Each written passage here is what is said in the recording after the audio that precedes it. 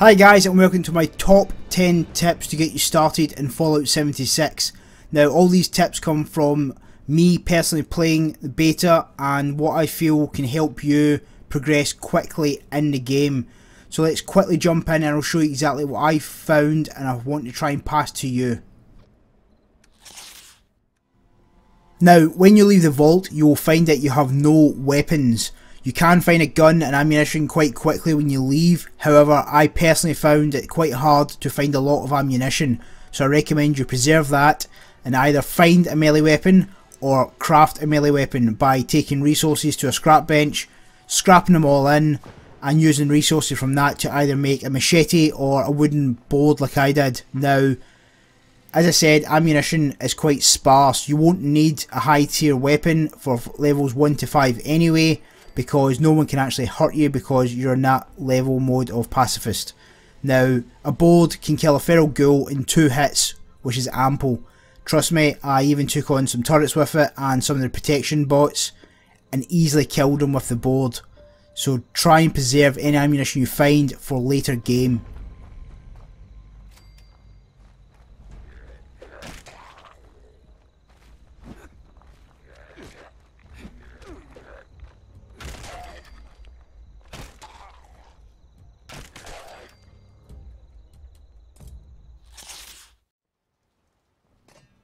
Next, utilise the stash boxes. Now, only you can see what you put in the box. Other players can use the box, but again, they only see what they put in the actual stash box itself. You can also have a stash box in your base, and everything you put in the stash box anywhere else, you can get in your base.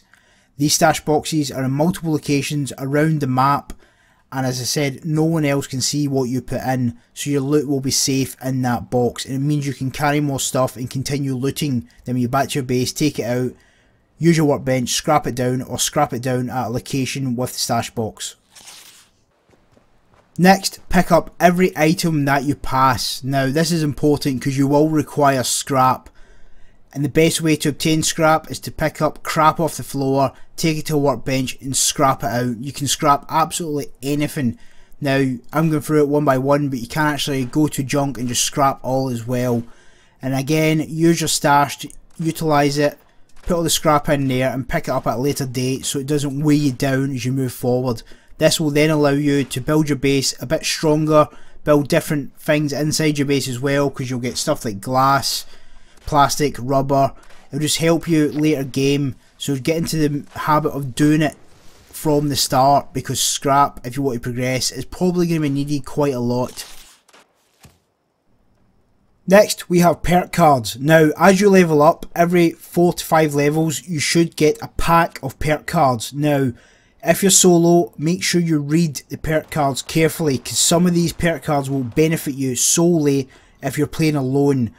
Vice versa, if you're playing in a group, there's certain perk cards that will actually benefit you if you're playing it in a group as well.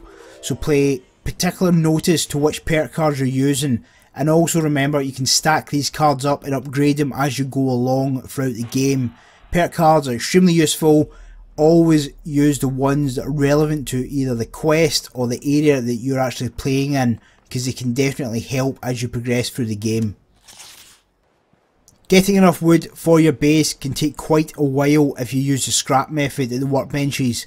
Personally, I recommend gathering wood from the floor. All the fallen trees and logs on the floor, you can actually gather them as wood. It took me literally about 5 minutes to get enough to get a little base up for a video that I've already done on a basic starter base. It's a very quick and efficient way to do it, rather than take scrap back and forward to scrap benches. So honestly, if there's one thing you do and you're building bases, make sure you carry this task out. If you weren't aware, you cannot deal or take damage from levels 1 to 4. As soon as you hit level 5, that all changes. So take advantage of this perk, because that's what it is. Now, by taking advantage, I mean loot areas where people are actually attacking robots, ghouls, run in after them and just clean up all the mess. Take some of the better scrap, take it back to your stash box and drop it in there. Completely take advantage of this small window, because it is a high opportunity to get some decent stuff at a very early stage. Surprisingly, there is actually a hell of a lot of quests in this game. Now, I personally didn't think there was going to be any quests like they are, but for me it's just like Fallout 4 with friends now. Do these quests because these get you quite a lot of caps and quite a lot of XP early game, and you get some good items from them as well, and they're very easy to do. It'll probably take you about 2 hours to do all the early game quests that really mean anything to get to level 5 up to level 6. So for definite, carry out the quests, and it will also open a lot of locations for you and help you get some decent loot early game. As well as quests, there's also community events. Now, by absolute chance, I found that you don't actually even have to take part in the event, just be in the area where the event takes place, and you'll still reap the rewards for actually doing it. So at a low level, if you find a quest and people on the map are doing it, just hang around that area, because for the time being you're still being rewarded for being there. Now this may get patched, it may get fixed, I'm not sure. However, for the time being, as I said, in the beta it works, so it's an easy way to get some loot straight off the bat. Don't worry too much if you die, it's going to happen at some point. When you respawn, you'll find that all you've actually lost is your scrap, and that scrap will show up in a little bag on the map. Now, this gives you time to get all the way down there and get all your stuff back. However, bear in mind, other players can pick this up as well, so you need to weigh up the options. If you're that far away, is it worth running back for that scrap? Again, this is kind of key where your stash boxes come in. Always stash valuable stuff which won't spawn back on your body if you die in the stash boxes. This will save you having to run backwards and forwards for large amounts of loot that you've lost. And finally, this tip is for anyone who's new to Fallout or hasn't played for a while like me, and I completely forgot about this. Your Pip-Boy has a light. I ran about for quite a while trying to find Mr. Handy that I'd shot down and killed. Couldn't find him because it was pitch dark. So bear in mind, you do have a torch on your Pip-Boy. Now, on Xbox, all you do is hold B and it will activate the Pip-Boy torch.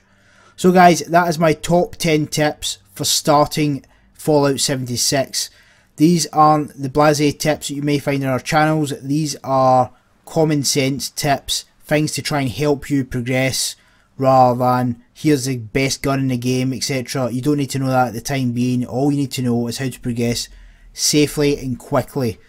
So guys, I'll be doing a lot of guides for Fallout 76 and streams. You're more than welcome to join the Discord below. If Fallout release servers, we are going to open a server for the community in Discord as well, which you'll also be welcome to join. There's a lot of guys in there who also play Scum. If it's a game you play, you're more than welcome to join them as well. We have a server for that. We also run daily giveaways for Steam keys, for random games in the Discord. Anyone can enter and they're sent the prize within 24 hours of winning. So guys, I will catch you in the next clip. If you haven't checked it out already, I've done a basic base building clip. Soon I'll be bringing out another guide about locations and the best places to find loot. I go la la la la la la la.